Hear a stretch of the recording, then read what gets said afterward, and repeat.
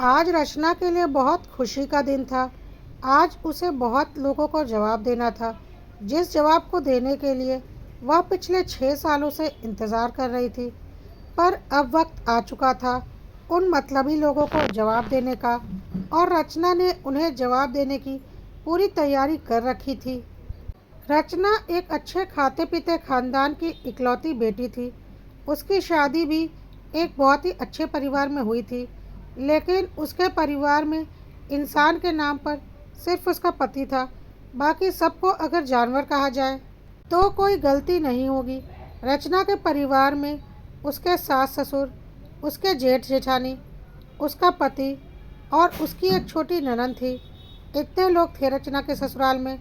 कुल मिलाकर कोई बहुत बड़ा परिवार नहीं था और ना ही पैसों की कोई तंगी थी। पर हाँ, यह एक जॉइंट फैमिली थी, तो रचना और उसके पति के हाथ में कुछ भी नहीं था। सारा कुछ सास ससुर के हाथों में था, और ससुर के बिजनेस में ही दोनों भाई बिजनेस करते थे। और ससुर का बिजनेस बहुत बड़े पैमाने पर था, जिसे सबको मिलकर संभालना जरूरी था, नहीं तो वह संभाला नहीं जा सकता था। रचना की जेठानी बहुत तेज स्वभाव की थी।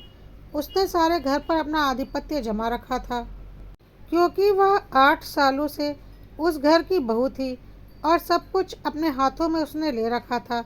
रचना की सास भी काफ़ी तेज थी, और रचना शुरू से ही थोड़े धीरे स्वभाव की थी। साथ ही साथ उसका पति भी वैसा ही था। वह भी बहुत ही गंभीर और सीधा साधा था।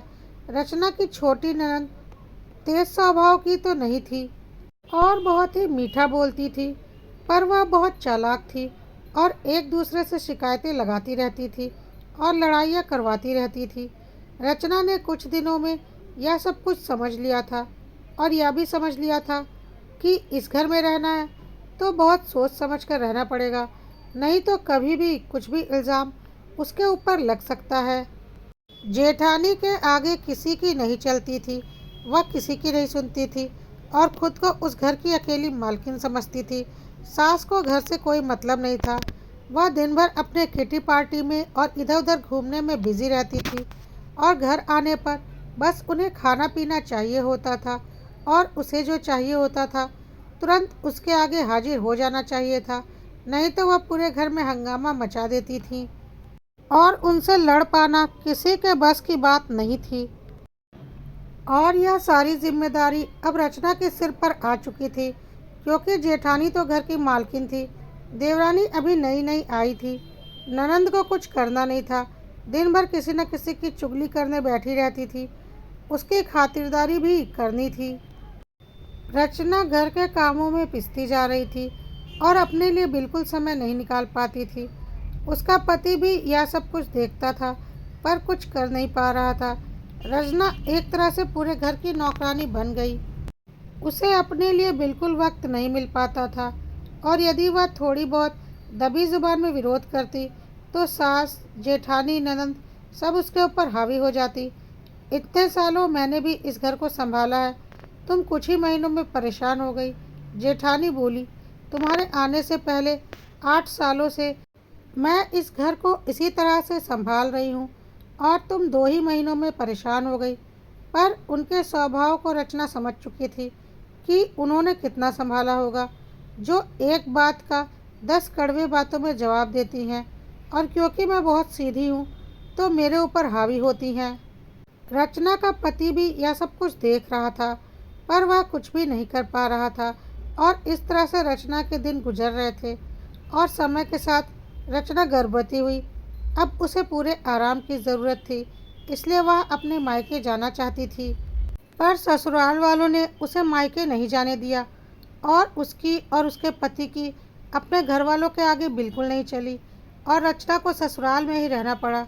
उसी तरह से सबकी नौकरगिरी करनी पड़ी, जिसकी वजह से रचना काफ़ी कमज़ोर हो गई।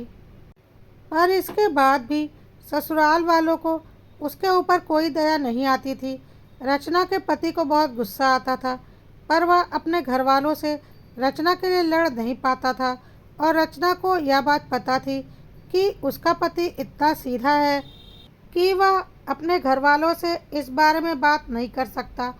उसके बाद रचना की डिलीवरी हुई और उसने एक बेटी को जन्म दिया, लेकिन रचना क्योंकि काफ़ी कमज़ोर थी, इसलिए उसकी बेटी भी काफ़ी कमज़ोर पैदा हुई। तो ससुराल वालों ने रचना के ऊपर यह इल्ज़ाम लगा दिया कि तुमने खुद का ख्याल ठीक से नहीं रखा। रचना ने बोला, खुद का ख्याल रखने के लिए क्या मेरे पास वक्त था? तो फिर सास और जेठानी उससे लड़ने के लिए तैयार हो गई। छोटी ननद ने तो पूरे घर में नमक मिर्ची लगाकर यह बात फैला दी कि रचना बच्ची की कमज़ोरी की जिम्मेदारी मम्मी और भाभी पर डाल रही है। फिर तो घर में बहुत बड़ा तमाशा हुआ और हार कर रचना और उसके पति को चुप होना पड़ा। रचना के ससुर और जेठ ने भी इस बात को लेकर बहुत ज़्यादा तमाशा किया कि कल की आई लड़की ने कैसे घर की बड़ी बहू और सास के ऊपर इल्ज़ाम लगा दिया। अब तो रचना ने चुप रहने में ही अपनी भलाई समझी और कुछ दिनों के बाद रचना फिर से कोल्हू के बैल की तरह उस घर में पिसने लगी और इन सब की वजह से वह अपनी बेटी पर बिल्कुल ध्यान नहीं दे पाती थी। अचानक एक दिन उसके बेटी की तबीयत बहुत ख़राब हो गई, लेकिन वह किचन में लगी हुई थी क्योंकि उस दिन घर में बहुत सारे मेहमान आने वाले थे। उसने जाकर अपनी सास और जेठानी और ननद से बोला कि आज मैं किचन नहीं देख पाऊंगी, मेरी बेटी की तबीयत ठीक नहीं है, आप लोग देख लो। लेकिन सास, ननद और जेठानी उससे लड़ने लगे और बोले, यह तुम्हारी जिम्मेदारी है, हमने अपने समय में बहुत देख लिया, हमने भी बच्चे पैदा किए हैं और इस घर को भी संभाला है।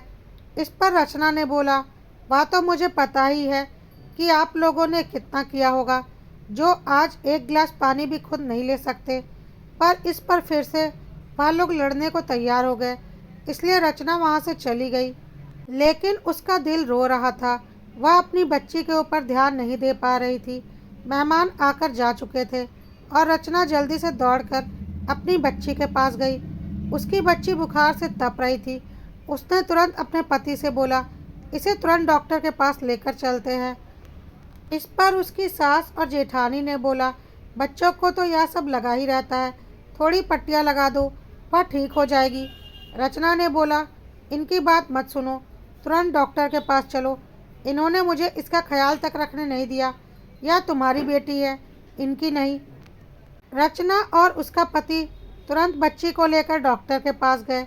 डॉक्टर ने बच्ची की हालत देखी तो बहुत ज़ोर से चिल्लाया, आप लोग इंसान हो या जानवर, बच्ची की तबीयत इतनी ख़राब है और आप इसे अभी लेकर आ रहे हो, इसका ठीक से ख्याल नहीं रखते क्या? यह तो बहुत सीरियस है, मैं गारंटी नहीं ले सकता कि यह बचेगी। अब तो रचना और उसके पति की हालत ख़राब हो चुकी थी और फिर वही हुआ जो नियति को मंजूर था। रचना की बच्ची नहीं रही। बहुत बड़ी गाज गिरी रचना और उसके पति के ऊपर। रचना ज़ोर ज़ोर से रोने लगी। थोड़ी देर के बाद वह लोग अपनी बच्ची की लाश को लेकर घर पहुँचे। घर वालों ने जब देखा कि बच्ची नहीं रही तो वह भी घबरा गए। थोड़ी देर के रोने धोने के बाद बच्ची का अंतिम संस्कार कर दिया गया। रचना अपने कमरे में बैठी रो रही थी, उसका पति भी वहीं था। तभी रचना की सास और जेठानी आई और बोली, कोई बात नहीं, कई बार छोटे बच्चों के साथ ऐसा हो जाता है, इसे अपने दिल पर मत लो, ईश्वर ने चाहा तो अगले साल तक फिर तुम माँ बन जाओगी। रचना ने आओ देखा ना ताओ और बहुत ज़ोर से चिल्लाई, हाँ, अगले साल फिर मैं माँ बन जाऊंगी और उसके कुछ महीनों बाद फिर आप और आपका परिवार मिलकर मेरे बच्चे को खा जाएंगे, जैसे इस बार खा गए हैं। और इसमें गलती आप लोगों की नहीं है, इसमें गलती मेरी और मेरे पति की है कि हमने अपनी बच्ची के लिए कड़े कदम नहीं उठाए और आप लोगों के डर से चुप रहे, जिसकी वजह से मैं अपनी बच्ची पर ध्यान नहीं दे पाई। गर्भावस्था में भी मेरी बच्ची कमज़ोर थी आप लोगों की वजह से, लेकिन गलती मेरी थी कि आप लोगों की वजह से मैंने अपनी कोख पर ध्यान नहीं दिया था और आज मेरी बच्ची इस दुनिया में नहीं रही और उसमें भी गलती मेरी है क्योंकि आप लोगों की वजह से मैंने और मेरे पति ने कभी आवाज़ नहीं उठाई। और रचना बहुत ज़ोर से गरज रही थी। सास और जेठानी ने थोड़े तेज़ आवाज़ में रचना को चुप कराना चाहा तो रचना और भी ज़ोर से बोलने लगी, खबरदार, जो आज किसी ने मुझे कुछ भी बोला मैं मुंह नोच लूँगी उसका। और अपने पति की तरफ देखकर बोला, अब तो अपने अंदर के मर्द को जगाओ। तुम्हारे सामने तुम्हारी बच्ची मर गई, कब तक चुप रहोगे? सीधा होना अच्छी बात है, लेकिन इतना सीधा होना कि अपनी आंखों के सामने अपनी औलाद की मौत हो जाए और उसके बाद भी तुम उसके लिए आवाज़ न उठाओ। किस तरह से अपनी शक्ल आईने में देखोगे? थोड़ी तो शर्म कर लो। तुम्हारे इस सीधेपन की वजह से आज हमारी बच्ची हमारे साथ नहीं है। इसमें गलती तुम्हारी नहीं। जो बात मैं आज कह रही हूँ, यह बात मुझे बहुत पहले कह देनी चाहिए थी। अब कान खोलकर सुन लो। मैं और तुम इस घर के नौकर नहीं हैं और इस घर में हम कोई काम नहीं करने वाले। अगर अब तुमने अपनी ज़ुबान नहीं खोली तो मैं तुम्हारे साथ नहीं रहने वाली, क्योंकि अपनी बच्ची तो मैं खो चुकी हूँ और मुझे पता है जब तक इस तरह चलेगा मेरे सारे बच्चे इसी तरह मरते रहेंगे, क्योंकि यहाँ पर इंसान नहीं जानवर रहते हैं। बच्चों को खा जाने वाले राक्षस रहते हैं। रचना अपने जोश में बदहवास बोले जा रही थी और आज किसी की हिम्मत नहीं हो रही थी रचना के आगे जबान खोलने की। रचना ने अपने पति को भी बहुत लताड़ा। रचना के पति को भी आज समझ में आ गया था कि रचना कुछ गलत नहीं बोल रही है। उसने अपने सीधेपन की वजह से अपनी बेटी को खो दिया था। उसने रचना को किसी तरह से दवाई देकर सुला दिया और रूम के बाहर आ गया। अब रचना की सास, जेठानी और ननंद को लगा कि अब तो रचना सो गई है। अब उसके पति को आड़े हाथों लेते हैं और उन्होंने बोलना शुरू किया, लेकिन वह कुछ बोलते इसके पहले ही रचना का पति गरज उठा और बोला, खबरदार, जो आप में से किसी ने मुझे या मेरी पत्नी को कुछ भी बोला, आप लोगों के नौकर नहीं हैं हम। आप लोग सच में मेरी बच्ची को खा गए हैं। रचना कुछ गलत नहीं बोल रही है। आप लोगों की वजह से आज मेरी बच्ची की जान गई है। मैं कभी आप लोगों को माफ़ नहीं करूँगा और आज से मेरा आप लोगों से सारा रिश्ता ख़त्म। मैं मेरी पत्नी को लेकर इस घर से जा रहा हूँ। आप अपना घर, अपनी संपत्ति और दौलत अपने पास रखिए। रचना के ससुर और जेठ ने उसके पति को समझाने की कोशिश की कि औरतों की बातों में आकर इतने बड़े फैसले नहीं लेने चाहिए। यह सब तो होता रहता है। ईश्वर ने चाहा तो अगले साल फिर तुम्हारी संतान आ जाएगी। इस तरह से घर छोड़कर जाना सही नहीं है। पर रचना के पति ने बोला, हाँ, आपके साथ यह सब कुछ नहीं हुआ ना? पापा, आपके तो तीनों बच्चे ठीक ठाक हैं ना? तो आप उस दुख का अंदाज़ा भी नहीं लगा सकते। भैया, आपके भी दोनों बच्चे ठीक ठाक हैं ना? आप भी उस दुख का अंदाज़ा नहीं लगा सकते। पर उस दुख का अंदाज़ा मैं लगा रहा हूँ और यह मेरी कमज़ोरी है कि मैं अपनी बच्ची के लिए कुछ नहीं कर पाया और आज मैं इस बात को मान रहा हूँ और मैं इस घर से अपनी पत्नी को लेकर जा रहा हूँ। अपनी दौलत अपने पास रखिए। उस दौलत का मैं क्या करूँगा जिसने मेरी बच्ची को मेरे से छीन लिया? इस पर रचना की सास ने बोला, बहुत जोश आ गया है ना तुझे?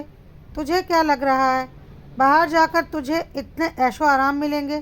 भीख मांगेगा तू? जा, चला जा। भीख मांगता हुआ वापस ना आया तो मेरा नाम बदल देना। अब तो रचना के पति को और भी अधिक गुस्सा आ चुका था। उसने रचना को उठाया और बोला, अभी चलो, इसी वक्त हमें इस घर से चलना है। रचना को कुछ भी समझ में नहीं आया, पर हाँ, उसे पहली बार लग रहा था कि उसके पति ने अपनी पत्नी और बच्ची के लिए कोई कदम उठाया है, तो वह बिना कुछ पूछे अपने पति के साथ निकल गई। जाते जाते भी रचना के सास और जेठानी ने तारा मारा कि हाथ में कटोरा लेकर रोते हुए वापस न आए तो देख लेना। रचना ने भी जाते जाते बोला, आप लोग भी देख लेना, एक दिन आप लोगों के घमंड को अपने पैरों में नहीं लाया तो मेरा नाम बदल देना। रचना और उसका पति घर से निकल गए। रचना और उसके पति घर से तो निकल गए थे, पर उन्हें समझ में नहीं आ रहा था कि अब क्या करें। रचना ने अपने भाई को फ़ोन लगाया और सारी बातें बताई। रचना के मम्मी पापा ने बोला, तुरंत अपने घर आओ। तुमने हमें इतना पराया कैसे समझ लिया? हम अभी जिंदा हैं। रचना अपने पति को लेकर अपने मायके चली गई। वहाँ पर रचना के मम्मी पापा और भाई भाभी ने सारी बातें सुनी और समझ गए कि रचना और उसके पति के साथ उसके घर में कितनी नाइंसाफ़ी हुई है। रचना के माता पिता ने रचना और उसके पति से कहा कि तुम लोग जब तक चाहे यहाँ रहो, हमें कोई दिक्कत नहीं है, इसे अपना ही घर समझो। रचना के भाई भाभी ने भी रचना और उसके पति का बहुत साथ दिया और उन्होंने बोला कि तुम्हें जो भी काम करना है उसके बारे में आराम से सोचो विचारो और करो। तुम लोगों के साथ जो कुछ भी हुआ है बहुत गलत हुआ है और तुम लोगों ने उसका विरोध करके कोई गलती नहीं की है। अब अपने आगे की ज़िंदगी के बारे में सोचो। रचना के भाई ने रचना के पति से कहा, कल आप ऑफिस आइएगा, हम मिलकर आपके लिए नए बिजनेस के बारे में कुछ बातें करेंगे और रचना भी कुछ दिन मम्मी के पास रहकर आराम करेगी और उसकी सेहत जो इतनी ख़राब हो गई है वह भी ठीक हो जाएगी। वैसे भी रचना बहुत कमज़ोर हो गई है, उसे अपना ख्याल रखने की ज़रूरत है। रचना के पति और रचना को उम्मीद नहीं थी कि रचना को उसके मायके वाले से इतना सहयोग मिलेगा, पर रचना को पता था कि उसके मम्मी पापा और भाई भाभी बहुत अच्छे स्वभाव के हैं और ज़रूरत पड़ने पर वह उसका साथ ज़रूर देंगे। जब तक उसने कुछ बताया नहीं था तब तक उन्होंने भी ससुराल में कोई दखलंदाजी नहीं की थी, पर अब जब उन्हें पता है कि उनकी बेटी के साथ ससुराल में इतना गलत हुआ है तो वह उसका पूरा साथ दे रहे हैं। इधर रचना के ससुराल में सबको लग रहा था कि कोई अपने ससुराल में कितने दिन रह सकता है, एक ना एक दिन वहां से बेइज्जत होकर रचना और उसके पति को निकाल ही दिया जाएगा और फिर उनके पास कोई चारा नहीं रहेगा, लौटकर अपने ही घर आएंगे। इसी गुमान में रचना के ससुराल वाले और भी अधिक घमंड दिखा रहे थे। इधर रचना अपने भाभी और माँ के साथ रहकर धीरे धीरे स्वस्थ हो रही थी और रचना का पति रचना के भाई के साथ मिलकर और भी कई लोगों के साथ मिलकर कई तरह के बिजनेस का प्लान कर रहा था और इसी तरह से रचना के पति ने अपना एक टाइल्स मार्बल का बिजनेस शुरू किया, जिसमें थोड़ा सहयोग रचना के माता पिता ने किया, जिसे उसके पति ने समय के साथ लौटा देने का वादा किया और थोड़ा उसने बैंक से लोन लिया। बिजनेस के लिए जगह रचना के पिता ने दे दी। उनका एक खाली प्लॉट पड़ा था जिसे उन्होंने रचना के पति को दे दिया और बोला, जब आपका बिजनेस अच्छे से चलने लगे तो इसकी कीमत आप चुका दीजिएगा, नहीं तो आपको खराब लगेगा कि ससुराल की ज़मीन पर आपका बिजनेस चल रहा है। रचना के पति को आत्मसम्मान के साथ बिजनेस करने के लिए बोला और यह भी बोला कि यह कभी मत सोचिएगा कि हमने आपको कुछ दिया है, आप यह सोचिएगा कि आपने हमसे कर्ज लिया है जो आप समय के साथ हमें लौटा देंगे। और इस तरह से रचना के पति ने अपने बिजनेस पर ध्यान देना शुरू कर दिया। रचना भी अपनी माँ और भाभी के साथ बहुत खुश थी और उसने घर से ही कुछ काम करने की सोची और अपना एक यूट्यूब चैनल बनाया जिसमें वह अपनी ज़िंदगी से जुड़े पलों को शेयर करती थी। धीरे धीरे उसका चैनल भी चल निकला। उसने अपनी ज़िंदगी के हर अच्छे बुरे पलों को उसमें बताया, जिससे पब्लिक को उससे बहुत सहानुभूति हो गई और उसका चैनल बहुत तेज़ी से ग्रो हो गया। इधर रचना का पति भी अपने बिजनेस में बहुत मेहनत कर रहा था। 2 साल बीतते बीतते रचना के पति का बिजनेस भी बहुत आगे बढ़ गया और रचना का चैनल भी बहुत अच्छा ग्रो हो गया, जिससे दोनों की अच्छी खासी इनकम होने लगी। अब रचना ने अपने माँ और भाभी से बोला, मम्मी इनका बिजनेस तो बहुत बढ़ चुका है, अभी धीरे धीरे सबका कर्ज लौटाना शुरू करेंगे और मेरा यूट्यूब चैनल भी अच्छा चल रहा है और 2 सालों में मैंने इतना कमा लिया है कि मैं अपना एक घर खरीद सकती हूँ, तो हम एक छोटा सा घर खरीदकर उसमें शिफ्ट होना चाहते हैं। इतने पैसे तो नहीं हैं कि अपने ससुराल जैसा बड़ा घर ले सकूँ, पर हाँ, हम दोनों के लिए एक छोटा सा घर काफ़ी होगा। रचना की माँ और भाभी ने बोला, बिल्कुल सही फैसला है तुम्हारा, और उन्होंने मिलकर रचना के लिए एक छोटा सा घर खोजा जिसमें 2 कमरे, एक वॉशरूम और एक छोटा सा किचन था, जिसकी कीमत करीब 15 लाख रुपए थी। रचना ने 2 साल में यूट्यूब से इतने रुपए कमा लिए थे।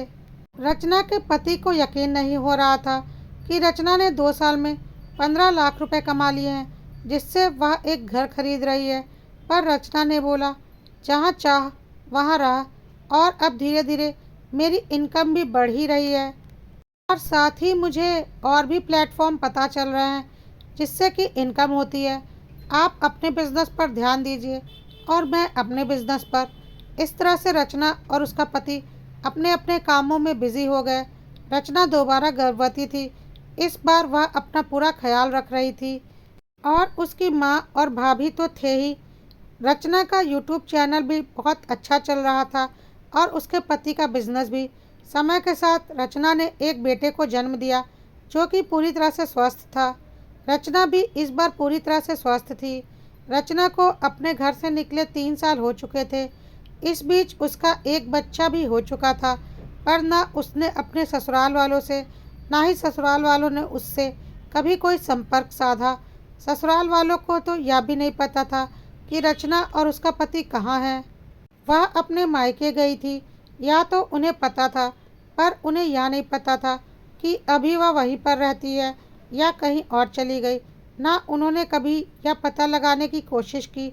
वह तो इस गुमान में थे कि यह लोग कहीं भीख मांग रहे होंगे। उन्होंने कभी भी पता लगाने की कोशिश नहीं की रचना और उसका पति कहाँ है, जबकि रचना और उसका पति रचना के मायके वाले शहर में थे और अपना अच्छा बिजनेस बना लिया था। धीरे धीरे रचना के पति ने 1 साल के भीतर सबका कर्ज चुका दिया।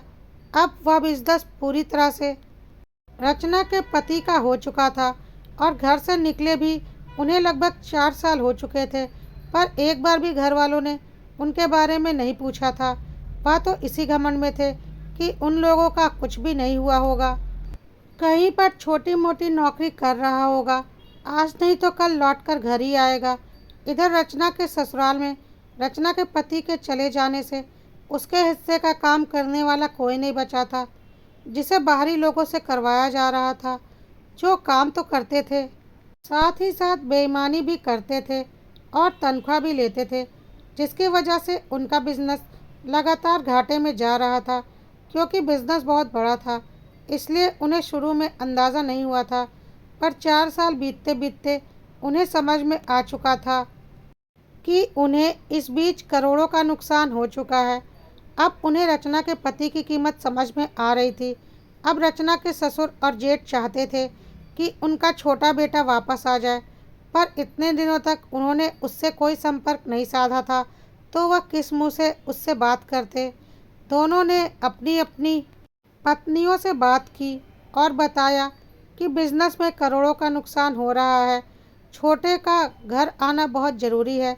रचना की सास ने रचना को 4 सालों के बाद फ़ोन लगाया और पूछा, क्या हाल चाल है। रचना ने भी पलटकर जवाब दिया, आप लोगों के साथ नहीं हूँ तो बहुत ही अच्छा है और अच्छा ही होगा।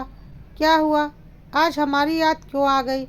यह देखने के लिए फ़ोन किया है कि हम जिंदा हैं या मर गए हैं। इस पर रचना की जेठानी ने फ़ोन ले लिया और बोला, तुम लोग छोटी सी बात का बतंगा बनाकर घर छोड़ चुके हो, इस वजह से हमने तुमसे कोई संपर्क नहीं किया कि तुम अभी बहुत गुस्से में हो। अब 4 साल बीत चुके हैं, अब तो तुम्हारा गुस्सा ठंडा हो चुका होगा, इसलिए तुम लोग घर वापस आ जाओ।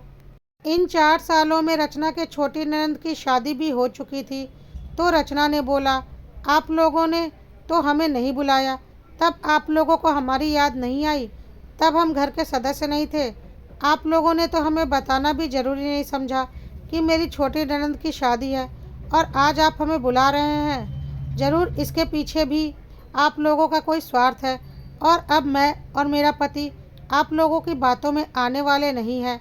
हमें जो भोगना था हम भोग चुके हैं, अब हमें वहाँ आकर नहीं रहना। यह कहकर रचना ने फ़ोन रख दिया।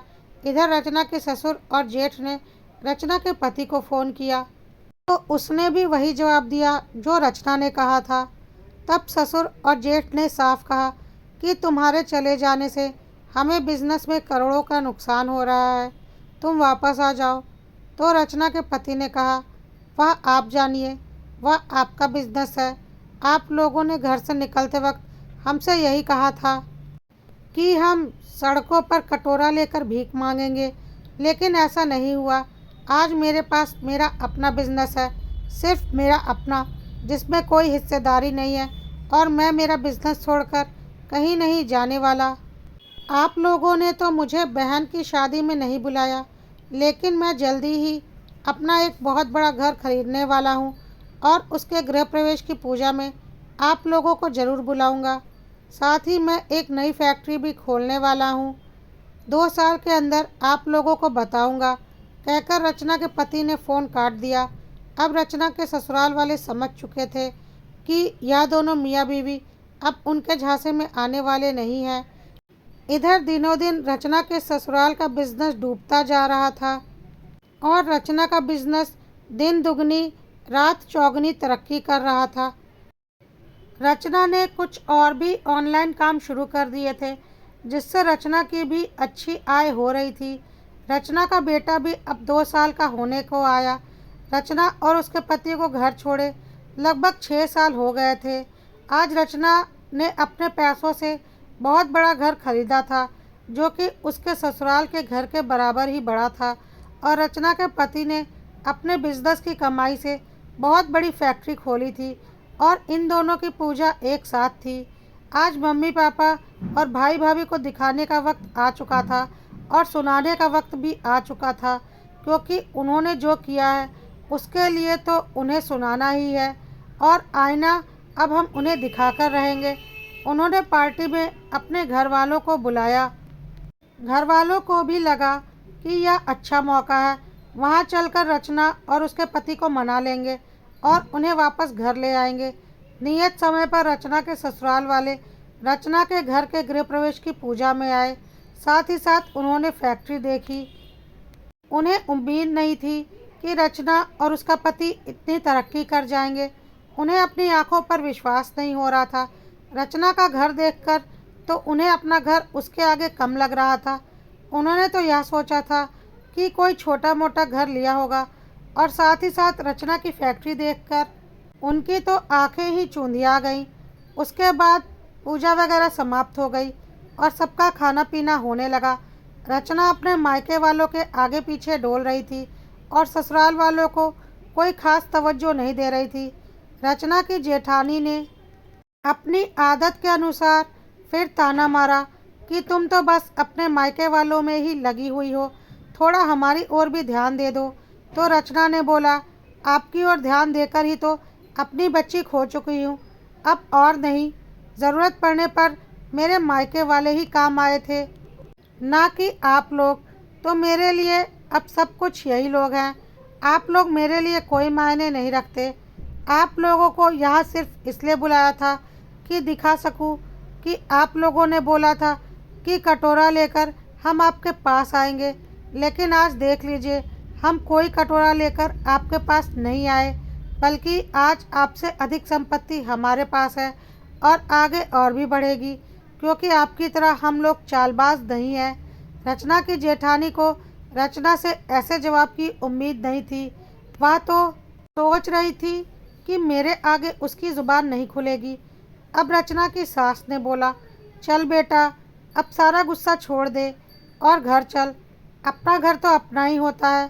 तो रचना ने बोला, सही बोल रही हैं मम्मी, अपना घर तो अपना ही होता है और मेरा घर यही है जिसे मैंने और मेरे पति ने अपनी मेहनत के पैसों से बनाया है, और हमारा बिजनेस भी यही है। तो अब हम आपके शहर में तो नहीं आने वाले। आप कैसे भूल सकती हैं, आप लोगों ने मेरी बेटी को खाया है। यह सुनकर रचना की सास भड़क उठी, लेकिन रचना को इससे कोई खास फर्क नहीं पड़ा। उसने बोला, यह सच है कि आप लोगों ने मेरी बेटी को खाया है, और अब मैं दोबारा माँ बन चुकी हूँ और मेरा एक बेटा है। इस बार मैं आप लोगों की गंदी नज़र इस पर नहीं पड़ने दूंगी। रचना की सास चुप हो गई। उसके पास रचना की बातों का कोई जवाब नहीं था। रचना की माँ ने रचना से बोला, जाने दे बेटा, पुरानी बातें छोड़ दे। रचना ने बोला, नहीं मम्मी, आपने बचपन से हमें यही शिक्षा दी थी, कभी हमें अपने हक के लिए लड़ने झगड़ने की शिक्षा नहीं दी, जिसका नतीजा यह निकला कि मैंने अपनी बेटी खो दी। लेकिन अब और नहीं, मैंने तो इन्हें बस यह दिखाने के लिए बुलाया था कि इन्हें दिखा सकूं, जिन्हें यह घमंड था कि मैं और मेरा पति भीख मांगेंगे, तो आज वह देख ले मैं और मेरा पति कहाँ पर है। और हाँ, मेरे लिए ये लोग कोई मायने नहीं रखते, मैं नहीं जानती इन्हें। यह कहकर रचना वहाँ से चली गई। रचना के ससुर ने अपने छोटे बेटे से बोला, सुन रहे हो ना, तुम्हारी बीवी तुम्हारी माँ से किस जुबान में बात कर रही है। रचना के पति ने बोला, हाँ सुन रहा हूँ और उसी की सुनूंगा, क्योंकि आपकी सुनकर देख लिया मैंने और अपनी बेटी खो चुका हूँ। अब मैं आपकी सुनकर अपना और नुकसान नहीं करना चाहता। रचना जो कह रही है सही कह रही है। मैं आप लोगों को यहाँ से जाने के लिए नहीं कह रहा, क्योंकि मैं आप लोगों जैसा नहीं हूँ। आप लोग जब तक चाहें यहाँ रह सकते हैं, आपका स्वागत है। लेकिन हाँ, मैं और रचना आपके उस घर में अब कभी नहीं आएंगे। हमारा यही घर है और यही बिजनेस है। आपका घर और आपका पैसा आपको मुबारक। हाँ, पर ज़िंदगी में इस बात का अफसोस ज़रूर रहेगा कि मैंने समय रहते अपनी पत्नी और अपनी बच्ची के लिए आवाज़ क्यों नहीं उठाई, जिसकी वजह से मैंने अपनी बच्ची को खो दिया। मेरी बच्ची जहाँ कहीं भी होगी, वहाँ से आज मुझे देख रही होगी, तो शायद मुझे माफ़ कर दे। यह एक सच्चाई है कि आप मेरी माँ हैं, पर यह भी एक सच्चाई है कि वह मेरी बेटी थी और मेरी बेटी का गुनहगार मेरी माँ है। तो यह बात मैं कैसे भूल जाऊं। यह कहकर रचना का पति भी वहां से चला गया। रचना के माता पिता ने भी अब कुछ भी बोलना ज़रूरी नहीं समझा, क्योंकि रचना और उसका पति अपनी जगह पर सही थे। रचना के सास ससुर और जेठ जेठानी को समझ में आ चुका था कि अब रचना और उसके पति उनके झांसे में नहीं आएंगे। उन्होंने वहां से निकल जाने में ही अपनी भलाई समझी और चुपचाप वहां से निकल गए। आज रचना को अपने फैसले पर बहुत गर्व हो रहा था और उसने सोच लिया था कि अब वह ऐसी गलती जिंदगी में दोबारा कभी नहीं करेगी। और उसके पति ने भी सोच लिया था कि जहाँ ज़रूरत होगी वह अपने और अपने परिवार के हक के लिए आवाज़ ज़रूर उठाएगा, नहीं तो कल को खुद को पछताना पड़ता है। यह बात उन दोनों से अच्छा और कौन समझ सकता था। रचना ने एक अच्छी सी सुंदर फैमिली पिक क्लिक की, जिस फैमिली में उसके माता पिता, भाई भाभी, भतीजा भतीजी, वह और उसका पति और उसका बेटा था। और उसने माई स्वीट फैमिली कहकर उसे अपने फेसबुक साइट पर पोस्ट कर दिया, जिसे उसके ससुराल वालों ने देखा और समझ गए कि अब उसकी फैमिली उसका मायका है। कड़वा सत्य, कॉपीराइट्स।